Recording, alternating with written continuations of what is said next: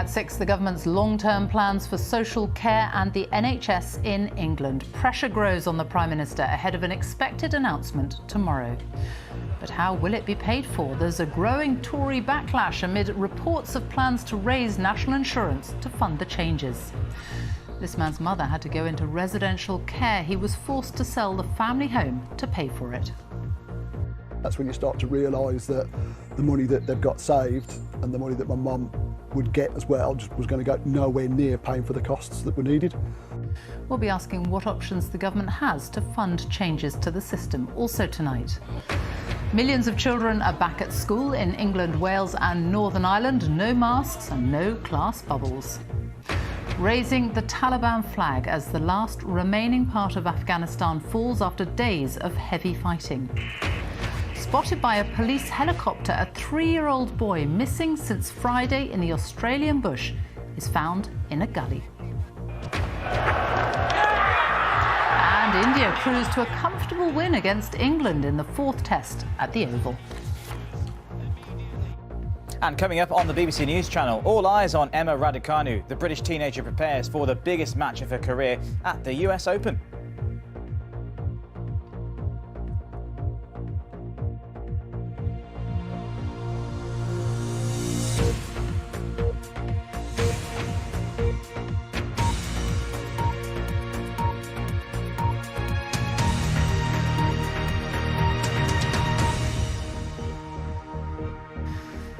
Good evening and welcome to the BBC News at 6. The government is preparing to unveil its long-awaited plan for social care and the NHS in England, with the announcement expected tomorrow.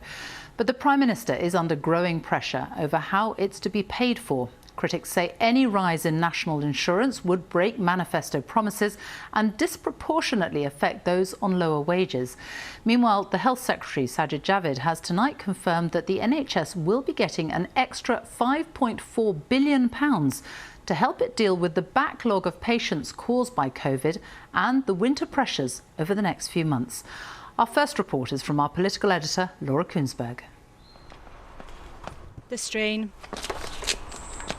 the sadness, all too familiar. Steve had to sell his parents' Warwickshire house after his father passed away and his mum's dementia developed. She needed full-time care, and she still doesn't know their family home's gone. Why did my dad bother to get himself such a decent pension and pay into a pension scheme for all that time? It doesn't seem to be worth it in the long run. My mum, with the dementia, she doesn't know that house has been sold. If she was of sound mind, but it was a body that had let her down, she had to go down. I don't know how I would have even told her this. I don't know how I could have even sat there and said, Mum, we've sold the house, we've got this for it, and it's going to have to pay for your care. The promise to ease that kind of heartache is familiar too, made repeatedly long before his first moment in Number 10. We will fix the crisis in social care once and for all with a clear plan we have prepared. But you might remember this commitment too.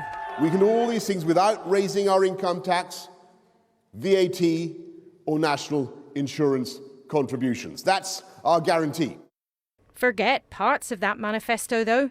Tomorrow Boris Johnson is expected to emerge to say, in fact, you can't have it all. On course to announce a rise in national insurance tax for workers and employers to raise billions, to be styled as a levy for health and social care. Alongside more than £5 billion for the NHS in England by next April. Everyone would want to know that we are committed to our plans on adult social care and new settlement, but also today's announcement of this extra funding of £5.4 billion over the next 6 months for the NHS will really help tackle that backlog, and that's a huge priority for us. So Downing Street's preparing to break one promise to keep another. After months of haggling, the government's expecting to announce a limit on the amount any one family in England pays towards the cost of care and pump billions into the health service to catch up after the pandemic. The exact price tag, that's not yet clear, but the resistance to how it's to be paid for, well, that certainly is. One cabinet minister told me hiking national insurance is the wrong thing to do and the wrong way to do it. Others prefer to talk seemingly about the cricket. England have lost the third wicket, I think, before it was played. But plenty of MPs are publicly worried. In my view, I think raising national insurance is the wrong approach. Someone earning £30,000 a year will pay a far bigger portion of their income in national insurance than someone earning, say, £250,000. Would you be willing to vote against it? I haven't shied away from making my view clear. I want to give the government the freedom and the flexibility to change, but there are a significant number of colleagues, I think, who are opposed to a national insurance rise per se. Number 10 will have to face down the opposition as well as some of their own. But waiting for change has been like watching paint dry. Downing Street knows there will be a fight, but is up for a battle to complete the job. Yeah, it has. To remember about all of this, caring for the most vulnerable in our society works different ways all around the country. The system's different in Scotland, Northern Ireland and Wales, and the announcement we expect tomorrow to affect England in terms of the social care system. But if, as is highly likely, the government goes ahead with the national insurance rise and spends it on social care, well, then there would also be extra money for all parts of the UK. But perhaps most importantly of all, we haven't yet seen the precise details of this, despite Westminster frothing with speculation about exactly what's going to happen, because this announcement has been so long in the making. It's going to be a few hours yet before we actually see the details in black and white. So probably this time tomorrow, Sophie, we'll be poring over the details, calculators out, trying to work out whether the proposed solutions really do fix the creaking problems in social care. Most importantly, of course, how it will really affect families around the country. Laura Kunsberg in Westminster, thank you. Well, there are, beyond this year, big questions about how much money will be needed in the longer term to fund health and social care. NHS leaders have said that an extra £10 billion will be needed next year alone to cover day-to-day services. Our health editor Hugh Pym assesses the plans and the options. The funding of health and social care. It's one of the biggest and trickiest issues facing ministers in all the UK's administrations. The needs of an ageing population must be addressed, and on top of that, the costs of COVID, with some vital decisions for England expected tomorrow. A 5-year spending plan for NHS England with annual increases was announced in 2018. That's what the blue line shows. The orange line shows what's happened in reality, largely because of COVID. The big question, how much more will be needed in future years? The scale of the backlog of waiting that we're seeing already, and we're expecting to grow for many years to come as people haven't had care over the last 18 months, is going to have a profound effect on the NHS. But also, if we can't run services as efficiently as we used to because of infection control, that adds to cost. The Treasury will have worked out what it thinks is affordable for the NHS. It's understood there's been a fierce debate with health ministers and officials over what's required to tackle the huge challenges ahead. The NHS relies on a smooth-running social care system, but the funding of care in England is another immensely complex issue. Not just how much individuals should pay, but what's required in terms of higher government funding. So where might the extra money for the NHS and social care come from? Well, national insurance has been talked about. That's paid by those in work and their employers, but not by those above retirement age. Then there's income tax, which covers income above certain limits, including what pensioners get from their investments. Other taxes include capital gains tax and VAT, but those seem less likely options. Then there's higher borrowing, but that would have to be added to already high levels of government debt. Choosing income tax is something that no government has done other than right at the very top. Since the early 1970s, it's 50 years since we've had an increase in the main rates of income tax. Governments really hate to do that. National insurance contributions have actually risen quite a lot over the last 30 or 40 years. Governments seem keener to do that because actually the population seems happier with it. So ministers have to decide who pays and how much. Higher health spending in England automatically means proportionate increases for Scotland, Wales and Northern Ireland. Their ministers in turn need to make awkward decisions on how the money is allocated. Hugh Pym, BBC News. Well, finding a funding solution for social care in England has been on the Conservative government's agenda for over a decade. In 2011, David Cameron set up a commission headed by the economist Andrew Dilnot to come up with proposals. They included capping total care costs at £35,000, with the state paying for everything after that point, and raising the threshold for state support to £100,000 in assets. But plans to implement these proposals were delayed and then dropped by subsequent leaders. Well, our social affairs correspondent Alison Holt is here, and there is a lot of focus on funding today, but there are much wider issues at stake here. Yes, you're right. The focus has been on how it's paid for, but we need to know what it is we are meant to be paying for. The idea of the cap, which was outlined there, is the favourite option, the expected option. The big question will be, where is that cap set? Now, there have been arguments about whether it should be 50,000. We hear about 80,000 also being put forward. That seems to be where the smart money is at the moment. These are the details we need to know. But when we're talking about a cap on costs, it's on care costs. So if you're in residential care, it won't cover accommodation costs, just the cost of your care. So often, though, this gets reduced down to an oversimplification, an argument about selling houses. Under the current system, anyone who has assets or savings of more than £23,250 ends up paying for care themselves. It doesn't matter whether they're living in a council house they bought under the Tories' right to buy scheme or whether they're in a mansion. The current system is in crisis. It's underfunded, quality is patchy, it struggles to recruit enough staff, and in residential care, the many people who pay for themselves end up subsidising those who get council help. Also, local authorities spend about half their care budgets on younger adults with disabilities, and these plans are unlikely to address their particular needs. So the danger of too much heat and noise around just how we fund it, however important, is that we obscure those important wider discussions about what a future care system should look like, because at its best it should be about helping people live better lives for longer. Alison Holt, thank you. Let's take a look now at the latest UK coronavirus figures, and there were just over 41,000 new infections recorded in the latest 24-hour period, which means an average of 37,698 cases per day in the last week. The latest figures show 7,606 people in hospital being treated for coronavirus. 45 deaths were reported in the latest 24-hour period. That's people who died within 28 days of a positive COVID-19 test. That takes the average number of deaths per day to 113 over the last week. On vaccinations, nearly 88.8% of people over the age of 16 have had their first jab, and nearly 80% have had both doses. Well, more than 9 million children in England, Wales and Northern Ireland are back at school this week, and the government says coronavirus cases will be monitored carefully. Cases in Scotland have risen since the school term began in the middle of August. Our education editor Branwen Jeffries has spent the day in the village of Ringmer in East Sussex as children return to the classroom. Good morning. Good morning, Lily. Good morning. A welcome to soothe any new term nerves. Good morning. Hi, Mikey. Good morning, Archie. For Dolphin class, a return to familiar routines. Here, they don't talk about catch-up, though there will be extra help. Here, haven't we? How many more do we need to add? 3.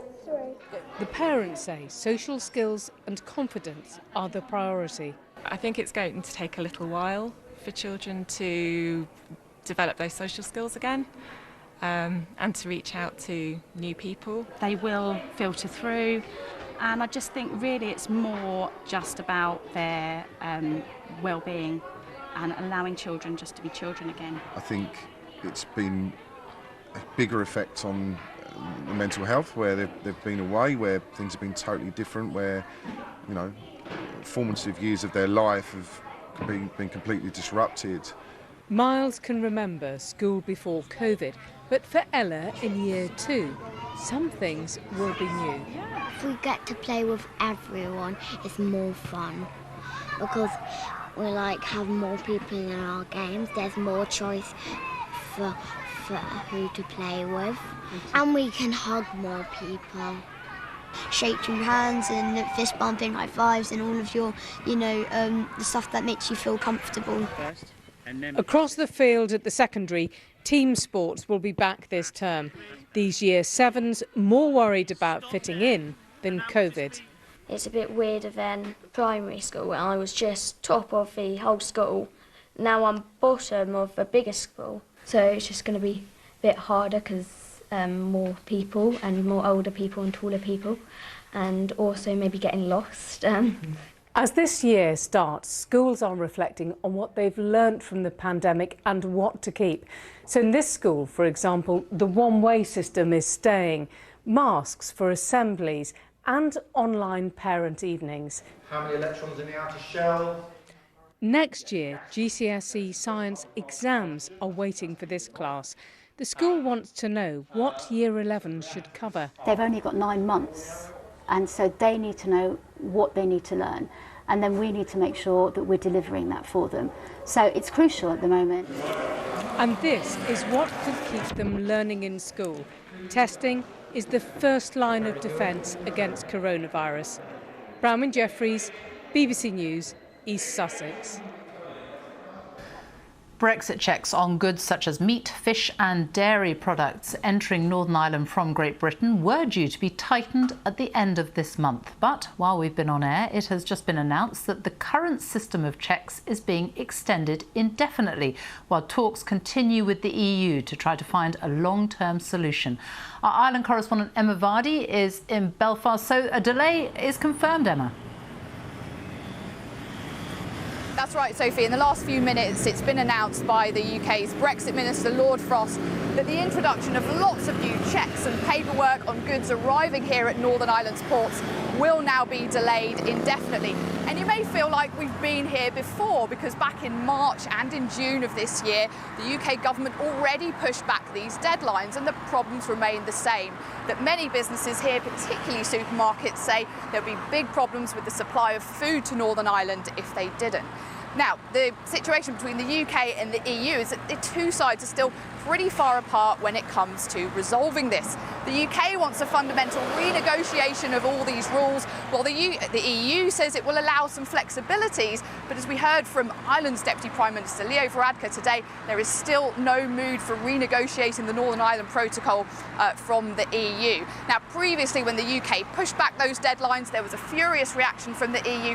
This time, the indications are that the EU knows it's coming, so there won't be the same fireworks.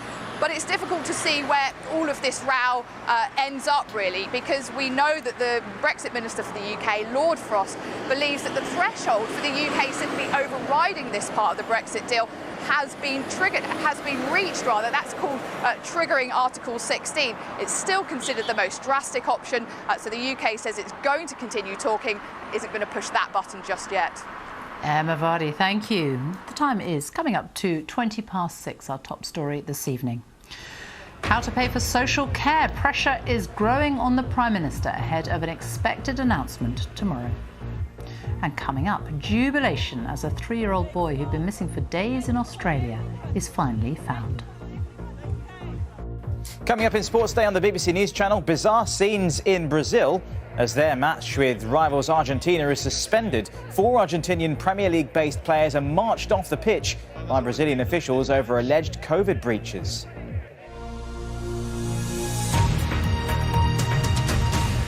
In Afghanistan, the Taliban say they have taken control of the last area, Panshir, which has been holding out against their rule.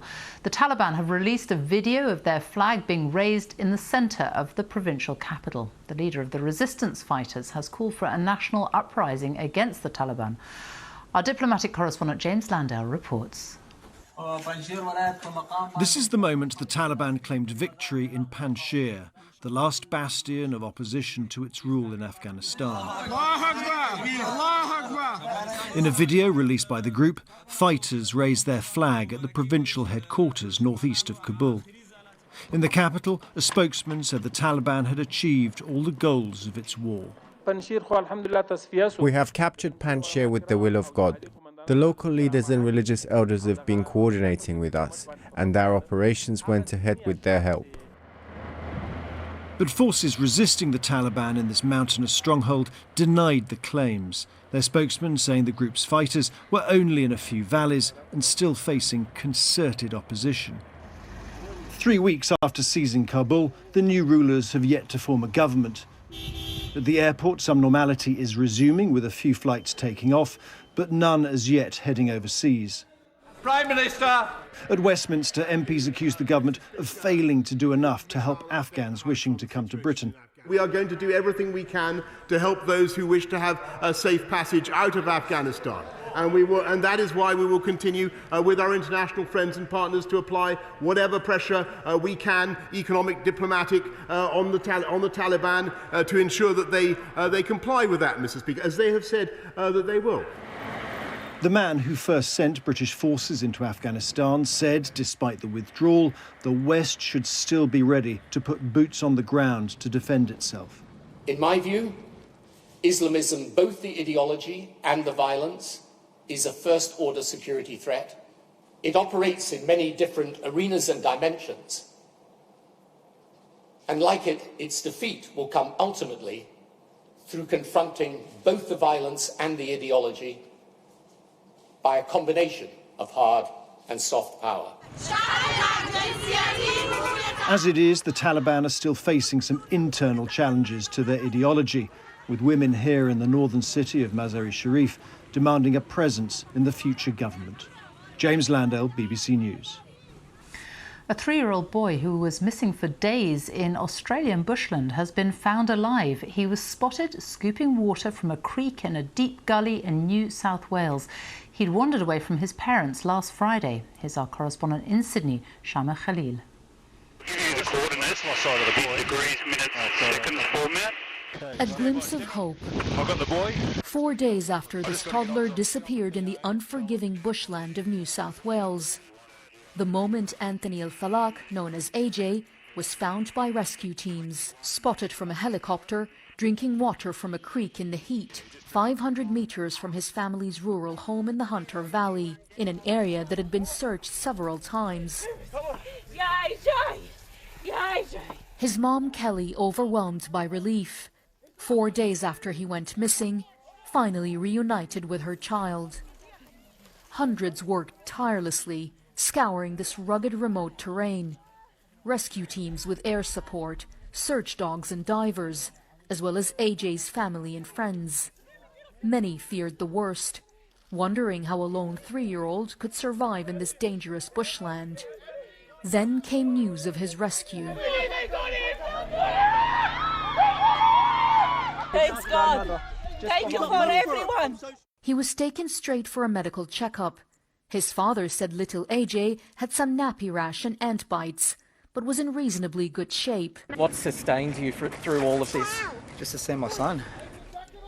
A huge relief. A family's nightmare turned into what they describe as their miracle.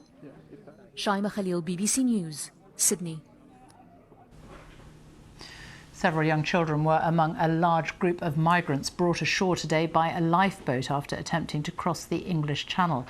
A packed RNLI vessel was seen arriving on a beach in Dungeness in Kent. Yesterday saw the first small boat crossings for more than 2 weeks due to bad weather. Storage limits for eggs, sperm and embryos will go up to 55 years under government plans that ministers say will give people greater choice over when to start a family. Currently, after 10 years, prospective parents must decide whether to undergo fertility treatment or have the cells destroyed unless samples have been stored due to medical procedures such as chemotherapy for cancer. A Dutch court has begun hearing from the families of those killed when a Malaysian airliner, flight MH17, was shot down over rebel-held eastern Ukraine 7 years ago. 3 Russians and 1 Ukrainian national are accused of murdering the 298 people on board. Russia has denied any involvement.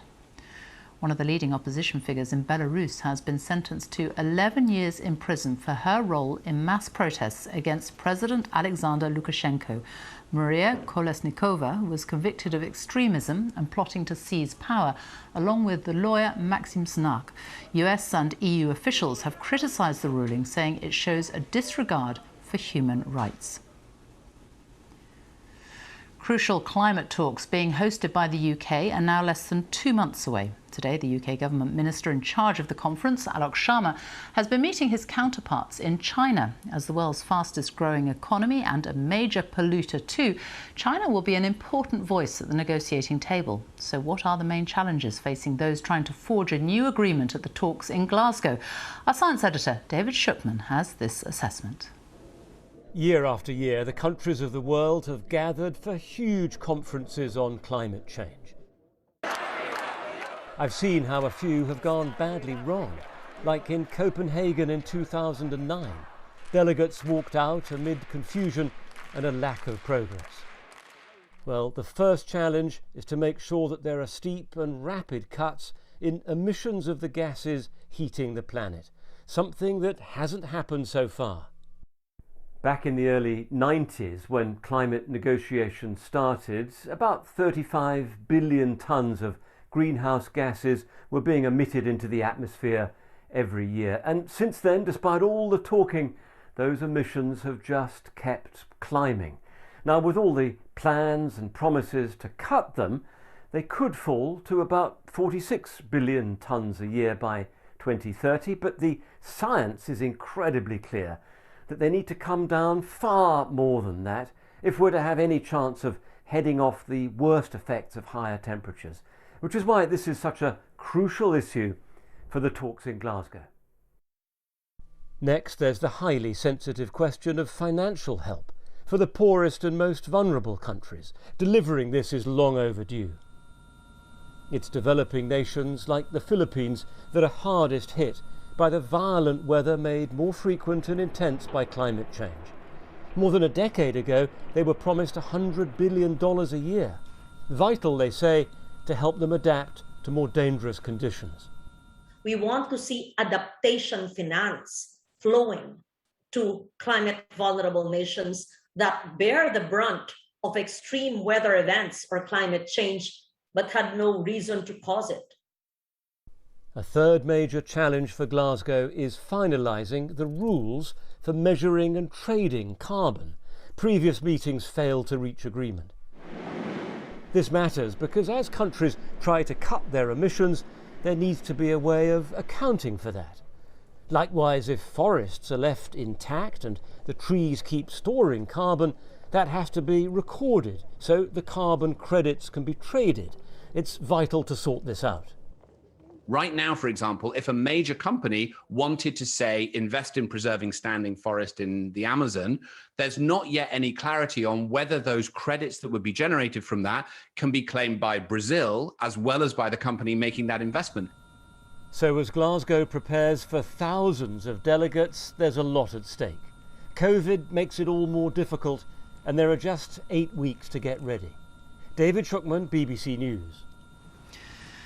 Cricket now, and India have won the 4th test against England at the Oval. England were chasing a record 368 runs on the final day, but were bowled out for 210. India now have a 2-1 lead in the series with 1 test left to play. Our sports correspondent Jo Wilson was watching. Look into my eyes, we've got this. Just 10 wickets to take and the whole day. Thus was India's perspective. England saw a long march towards 368, not steps but runs. 100 without loss. Could be possible, couldn't it? An edge from Rory Burns, a catch from the wicket-keeper, and India were off. You play 5 days, it's decided by seconds and centimetres. What a game. Hasib Hamid set off here. David Malan was reacting, sprinting, stretching, not enough. Run out. Hamid made 63 hours of work and then this. Undone by Ravi Jadeja. Now watch those stumps. They're about to meet Jasprit Bumrah. Ollie Pope gone for 2. Johnny Bairstow did not score. Bumrah was unplayable and the Oval danced. How many now? Moeen Ali caught and gone for none, 6 down. But if England couldn't win, they could still defy and draw. Look, there's still Joe Root. There's still a chance to stop India taking those wickets. There's England's captain, gone for 36. Some strokes make the whole picture. India knew it was their match now. It ended with a faint touch from Jimmy Anderson's bat. 210 all out. India are 2-1 up in the series, and yes, there is yet to come a final test. This week, Jo Wilson, BBC News. Weather now with Thomas Schaffernacker and something of a mini heatwave. Yeah, why not? We can call it that, I guess. Certainly temperatures are going to be rising over the next couple of days or so. In fact, today we already got up to almost 29 degrees. So summer heat returns. That's the headline. The hot air is coming in from the south, but it's going to be short-lived. By the time we get to Thursday, the temperatures will be quite a bit lower. Now, we probably will hit 30 degrees over the next couple of days. If we do, it'll be the hottest spell, the highest temperature since the 23rd of July. So we've had a prolonged period of not having 30 degrees at all. Quite unusual, really, to go through August, the whole of August, and not have 30 degrees. Anyway, a balmy start to the day in the morning, 15, 16 degrees north or south. We wake up to tons of sunshine. Any mist will quickly fade. A bit of cloud, I think, in the northwest of the UK with this Atlantic cloud rolling in. But on the whole, it's sunshine across the vast majority of the UK.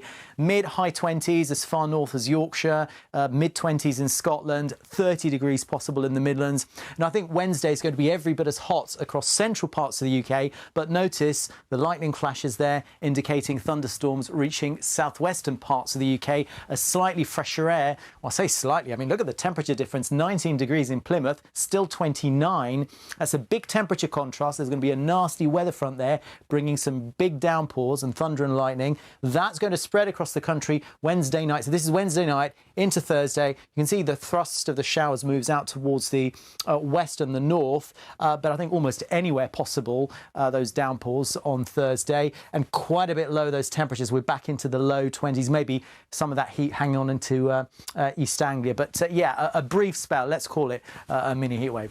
Enjoy it while it lasts. Thomas, thank you. And that is all from the BBC News at 6. It's goodbye from me on BBC One. We join the BBC's news teams where you are. Goodbye.